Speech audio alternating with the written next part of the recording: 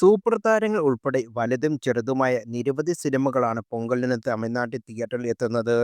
വലിയ ആരവങ്ങളോടെ എത്തുന്ന cinema box ഓഫീസിൽ നിന്ന് കോടികളാണ് വാരിക്കൂട്ടുന്നത്.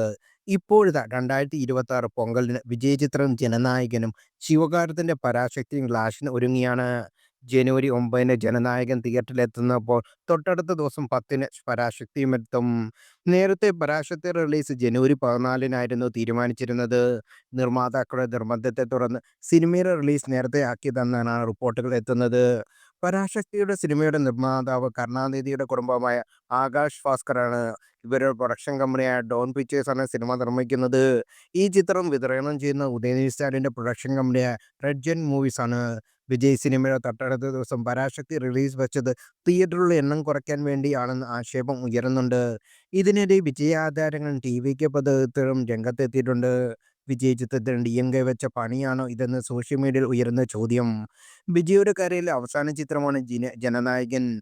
വിനോദ് സംവിധാനം ചെയ്യുന്ന ചിത്രമാണിത്. ഒരു പൊളിറ്റിക്കൽ കമേഴ്ഷ്യൽ എന്റർടൈനായി പുറത്തിറങ്ങിയ സിനിമ ഇതിനോടകം തന്നെ ചർച്ചകളിൽ ഇടം പിടിച്ചിട്ടുണ്ട്. ബോബി ഡിയോൾ, പൂജ ഹെഗ്ഡെ, പ്രകാശ് രാജ്, ഗൗതം വാസുദേവ് മേനോൻ, നരേൻ, പ്രിയാമണി, മമിത ബൈജു തുടങ്ങിയ വമ്പൻ താരനിരയാണ് ജനനായകനിൽ അണിനിരക്കുന്നത്.